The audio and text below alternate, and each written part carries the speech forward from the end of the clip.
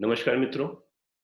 आइए हम लोग आज एक ग्लूकोज ट्रांसपोर्टर के विषय में समझते हैं जिसे सोडियम लिंक्ड ग्लूकोज ट्रांसपोर्टर या एसजीएलटी कहते हैं।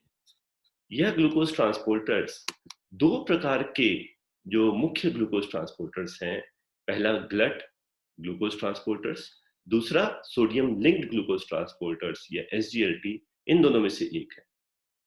वास्तव में ग्लूकोज शरीर में एक कंपार्टमेंट से दूसरे कंपार्टमेंट, विशेष रूप से एक किसी सेल के अंदर पहुंचने के लिए ही इन ट्रांसपोर्टर्स का उपयोग करता है। जो ग्लूकोज ट्रांसपोर्टर्स हैं वह फैसिलिटेटेड डिफ्यूजन की प्रोसेस को फॉलो करते हैं, जिसका अर्थ यह हुआ कि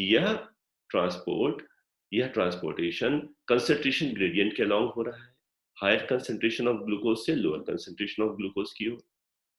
दूसरा, यह ट्रांसपोर्टेशन एनर्जी रिक्वायरिंग नहीं है, क्योंकि कंसंट्रेशन ग्रेडियंट के अलॉन्ग होने के कारण से इसमें एनर्जी की आवश्यकता नहीं पड़ती। इसीलिए इसे फैसिलिटेटेड डिफ्यूजन कहते हैं। फैसिलिटेटेड अर्थात यह एक ट्रांसपोर्टर के द्वारा फैसिलिटेट किया जा रहा है। यह इंसुलिन सेंसिटिव टिश्यूज में, जैसे स्केलेटल मसल, कार्डियक मसल्स और एडिपोज टिश्यूज में हो सकता है, या दूसरे ऑर्गन्स, वाइटल ऑर्गन्स, जहां उसके ट्रांसपोर्टेशन के लिए इंसुलिन की आवश्यकता नहीं पड़ती, जैसे लिवर, पैंक्रियास, ब्रेन, आरबीसीज या कुछ अन्य वाइटल टिश्यूज। तो यह ग्लूकोज ट्रांसपोर्टर के द्वारा होने वाला यह फैसिलिटेटेड डिफ्यूजन एक मुख्य प्रक्रिया है, जिसके द्वारा ग्लूकोज शरीर के अंदर एक कंपार्टमेंट से दूसरे कंपार्टमेंट में मूव करता है। आइए जब हम लोग विस्तार से समझते हैं एक अन्य ट्रांसपोर्टर के विषय में, जिसको कहते हैं सोडियम लिंक्ड ग्लूकोज ट्रांसपोर्टर्स या एसजीएलटी, जो जिसके द्वारा होने वाला ट्रांसपोर्टेशन ब्लड के द्वारा होने वाले ट्रांसपोर्टेशन से कुछ प्रकार में भिन्न है। प्रथम, यह सेकेंडरी एक्टिव ट्रांसपोर्ट है। सेकेंडरी एक्टिव ट्रांसपोर्ट का अर्थ यह हुआ कि जब ट्रांसपोर्टेशन हो रहा है एक कंपार्टमेंट से दूसरे कंपार्टमेंट में, इसके लिए एक ट्रांसपोर्टर की आवश्यकता है, और वह ट्रांसपोर्टर वास्तव में एनर्जी रिक्वायरिंग प्रोसेस है, जो कि एक्टिव से कहा गया है, लेकिन ये एनर्जी रिक्वायरिंग प्रोसेस इस ग्लूकोज के ट्रांसपोर्टेशन में ना इस्तेमाल होकर यह इसके पहले किसी अन्य ट्रांसपोर्टेशन में या किसी अन्य प्रक्रिया में इस्तेमाल होती है, जिसका उपयोग ग्लूकोज के ट्रांसपोर्टेशन में किया जाता है। इस विषय को हम लोग अभी आगे विस्तार में समझेंगे, तब मैं अपनी बात को एक बेहतर प्रकार से क्लियर कर पाऊंगा। एसजीएलटी से होने वाला यह ट्रांसपोर्टर शरीर में दो प्रमुख स्थानों पे होता है। जब शरीर के अंदर ग्लूकोज को लेना है, जो भोजन में उपस्थित ग्लूकोज है उसको इंटेस्टाइन के द्वारा एब्जॉर्ब करना, और दूसरा, जब ये ग्लूकोज फिल्टर होके ग्लोमेरुलस के द्वारा ग्लोमेरुलर फिल्ट्रेट से होता हुआ ट्यूबुलर फ्लूइड में पहुंच के बाहर एक्सक्रीट होने जा रहा है, वहां से इसे रीअब्जॉर्ब कराना, मतलब किडनीज की प्रॉक्सिमल कन्वर्जेटिव ट्यूब्यूल्स में। तो इस प्रकार एसजीएलटी से होने वाले ट्रांसपोर्टेशन ग्लूकोज के दो प्रमुख स्थानों पे होते हैं, स्मॉल इंटेस्टाइन ग्लूकोज के एब्जॉर्प्शन के लिए, और किडनीज की प्रॉक्सिमल कन्वर्जेटिव ट्यूब्यूल्स ग्लूकोज के रीअब्जॉर्प्शन के लिए।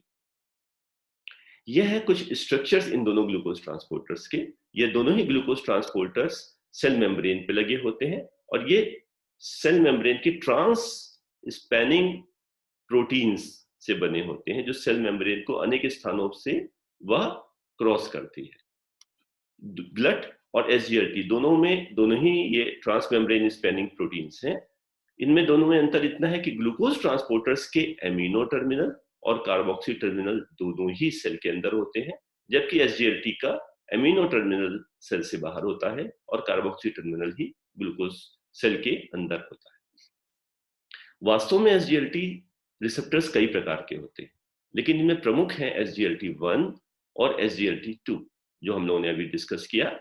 स्मॉल इंटेस्टाइन में मिलने वाले रिसेप्टर्स प्रमुखतः SGLT1 है, जो ग्लूकोज को फूड में उपस्थित ग्लूकोज को एब्जॉर्ब करते हैं, और किडनीज की प्रॉक्सिमल कन्वर्जेटिव ट्यूब्यूल्स में मिलने वाले रिसेप्टर्स मुख्यतः SGLT2 हैं, जो ट्यूबुलर फ्लूइड से ग्लूकोज को रीअब्जॉर्ब करते हैं। हाँ, किडनीज की प्रॉक्सिमल कन्वर्जेटिव ट्यूब्यूल्स में कुछ मात्रा में SGLT1 भी मिलते हैं, लेकिन उनकी संख्या काफी कम होती है। आइए इन दोनों को एक एक करके समझते हैं। सर्वप्रथम, स्मॉल इंटेस्टाइन से ग्लूकोज SGLT1 के द्वारा किस प्रकार से एब्जॉर्ब होता है। यह एक इंटेस्टाइनल एपिथेलियल सेल है जिसकी ये माइक्रोविलाई है और ये इंटेस्टिनल ल्यूमेन। इंटेस्टिनल ल्यूमेन में जो ग्लूकोज भोजन में उपस्थित है वह ग्लूकोज इन SGLT1 रिसेप्टर के द्वारा अंदर एब्जॉर्ब होता है। हम लोगों ने यह समझा कि यह सोडियम लिंक्ड ग्लूकोज ट्रांसपोर्ट है। इसका अर्थ यह हुआ कि इस एब्जॉर्प्शन के लिए इन्हें सोडियम की आवश्यकता पड़ रही है, जिसका मतलब प्राइमरली ये रिसेप्टर्स सोडियम को अंदर ले जाते हैं और सोडियम ग्लूकोज को पकड़ के अपने साथ ले जाता है। तो ग्लूकोज का ट्रांसपोर्टर अपने आप में प्राइमरी ट्रांसपोर्ट नहीं है, ये सोडियम लिंक्ड ग्लूकोज ट्रांसपोर्ट है। तो ये SGLT1 रिसेप्टर जो कि इंटेस्टिनल एपिथेलियल सेल के ब्रश बॉर्डर मेम्ब्रेन पर माइक्रोविलाई पर लगे होते हैं, यह इस ग्लूकोज को सोडियम के साथ लिंक करके और अंदर एपिथेलियल सेल में एब्जॉर्ब कराते हैं। यह प्रक्रिया है इंटेस्टाइन से ग्लूकोज के एब्जॉर्प्शन की। अब इसकी एक सिग्निफिकेंस, एक हम प्रैक्टिकल एप्लीकेशन इस तथ्य का समझ सकते हैं। ओरल रिहाइड्रेशन सॉल्यूशंस ORS में हम जानते हैं कि 3 कंपोनेंट्स होते हैं, सॉल्ट, ग्लूकोज और फ्लूइड लिक्विड वाटर। ये 3 कंपोनेंट्स में कभी-कभी ये पूछा जाता है कि ग्लूकोज की क्या इसमें आवश्यकता है। वास्तव में ठीक है, ये सॉल्यूशन को पैलेटेबल बनाता है और एनर्जी भी देता है ड्यूरिंग डायरिया, लेकिन जो ग्लूकोज की प्रमुख आवश्यकता है ORS में, वह इस काम के लिए है कि यह सोडियम के एब्जॉर्प्शन में मदद करता है। जैसे यहाँ हम कह रहे हैं कि सोडियम ग्लूकोज को ले जाता है, लेकिन जब ग्लूकोज को एब्जॉर्ब करना होगा तब ये सोडियम अंदर जाएगा।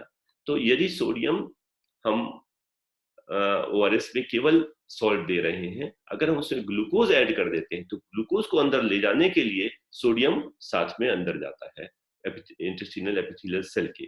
तो सोडियम ग्लूकोज के और ग्लूकोज सोडियम के दोनों के एब्जॉर्प्शन में मदद करता है। अब जब सोडियम अंदर जाएगा तो अपने ऑस्मोटिक ग्रेडियंट जो ये उत्पन्न करेगा, इससे वाटर भी अंदर चला जाता है।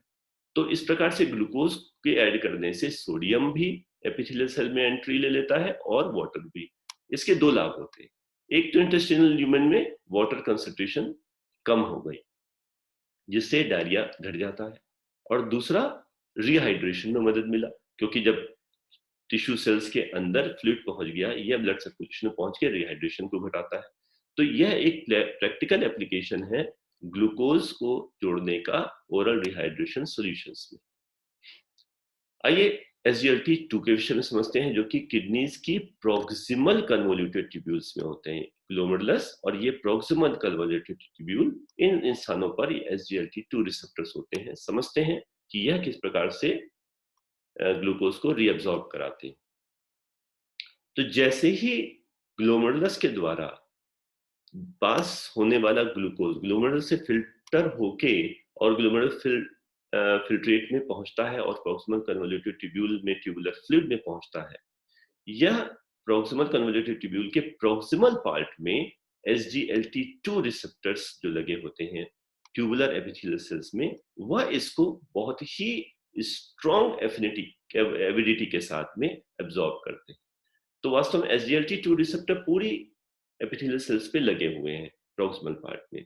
जैसे ही वो ग्लूकोज को देखते हैं, बहुत तेजी से उसको एब्जॉर्ब करने लग जाते हैं सोडियम के साथ, और लगभग 97% of tubular glucose, tubular fluid में उपस्थित ग्लूकोज, वो इन SGLT2 रिसेप्टर के द्वारा एब्जॉर्ब हो जाता है, रीअब्सॉर्ब हो जाता है। तो इस प्रकार से इनको कहते हैं हम हाई कैपेसिटी, क्योंकि एक लार्ज अमाउंट ऑफ ग्लूकोज को एब्जॉर्ब करते हैं। वास्तव में ग्लूकोज फिल्ट्रेशन ऑलमोस्ट जितना भी ग्लूकोज यहाँ से फिल्टर होता हुआ जा रहा है, उसका 97% पार्ट SGLT2 रिसेप्टर्स द्वारा एब्जॉर्ब हो जाता है। लेकिन इनकी इसके लिए एफिनिटी बहुत ज्यादा नहीं है। एक दूसरा रिसेप्टर थोड़ा सा डिस्टल पार्ट में कन्वोल्यूटेड ट्यूब्यूल में PCT में होता है, जिसे SGLT1 कहते हैं। हम लोगों ने अभी डिस्कस किया SGLT1 इंटेस्टिनल एपिथेलियल सेल्स में भी है, लेकिन स्मॉल अमाउंट्स में यह प्रोक्सिमल कन्वोल्यूटेड ट्यूब्यूल में भी होता है। ये SGLT1 रिसेप्टर उत्तरदायी है बचे हुए जो स्मॉल अमाउंट में ग्लूकोज जो SGLT2 रिसेप्टर्स के द्वारा छूट गया, उसको एब्जॉर्ब कराने के लिए। तो अब ये ध्यान रहे, maximum amount of glucose SGLT2 द्वारा एब्जॉर्ब हो चुका है। अब SGLT1 को बहुत ज्यादा एफिनिटी इसकी होनी होगी, जो थोड़ा बहुत ग्लूकोज फिल्टर होता हुआ आ रहा है उसको पकड़ पकड़ के उसको रीएब्जॉर्ब करा ले। लेकिन इनकी कैपेसिटी बहुत ज्यादा नहीं है, क्योंकि मेजर पार्ट तो SGLT2 से हो चुका जो कि हाई कैपेसिटी का था। अब जो स्मॉल अमाउंट बचा है उसकी बहुत स्ट्रॉन्ग एफिनिटी के साथ उसको एब्जॉर्ब कराना है SGLT1 रिसेप्टर के द्वारा।